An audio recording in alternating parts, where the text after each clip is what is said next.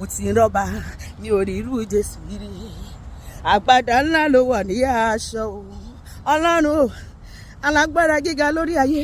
agbára ńlá ló wọ̀ ní aṣọ àgbàdá bàbá mi o aṣọ àlà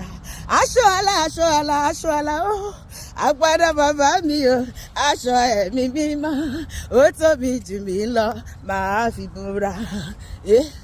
àgbàdá bàbá mi o aṣọ àlà aṣọ àlà aṣọ àlà aṣọ àlà o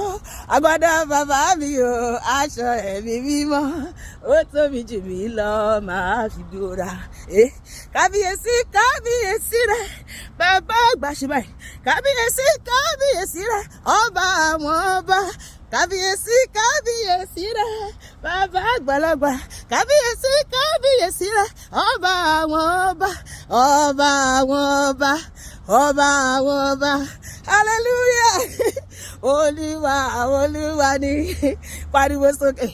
ọlọ́run àwọn ọlọ́run ọlọ́run àwọn ọlọ́run ògo yẹ o ṣe báyìí ògo yẹ o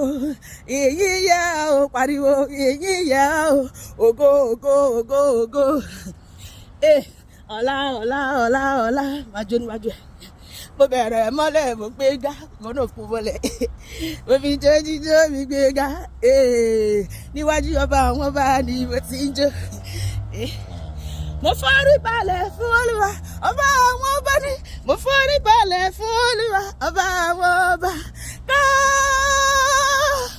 bí yóò sí o ẹ ṣé o ẹ ṣé ti January ti February ti March April May June July August September àti ti October láyọ̀ àlàáfíà kábíyèsí rẹ ẹ ṣé o Ọlọ́run wa ẹ máa ṣe o ẹ ṣé o àwọn iwájú ẹrú rẹ tí ẹ ṣe ẹ ṣé o àwọn ẹ̀yìn wo àríṣẹ́ owó rẹ ẹ ṣé o Ọlọ́run wa ẹ máa ṣe o ẹ ṣé o ẹ ṣé o. He has given us victory. I will lift him higher. Jehovah máa fò sókè.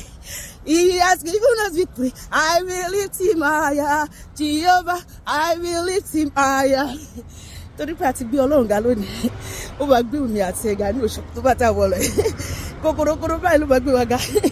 Ó máa ṣohun àyè lógo nínú ayé mi àti ẹ. Gbogbo ayé ló máa rí ògo ẹ̀ nínú ayé mi àti ẹ. Kò sẹ́ni fọwọ́ bo ògo. Kò sẹ́ni fọwọ́ bo ògo ṣùgbọ́n Bíbélì ní ìràwọ̀ jùràwọ̀ ní ògo ìràwọ̀ èmi àti ó máa tọ̀ka ayé ní oṣù October tá a lọ yẹn gbogbo tí tó bá lòwò nílé ó máa fọ́ dànù kò sẹ́ni tó lè dá orí Olúwa dúró nínú ayé mi àti ẹ gbọ́ pé ní ṣe ń parí ìṣòro ayé mi àti ẹ parí gbogbo ire wa tó kùnà oṣù ó máa tẹ̀ wá lọ́wọ́ dandan ni kò sí ìkọ́tẹ́sù lè ṣe sí lórúkọ Jésù àmín.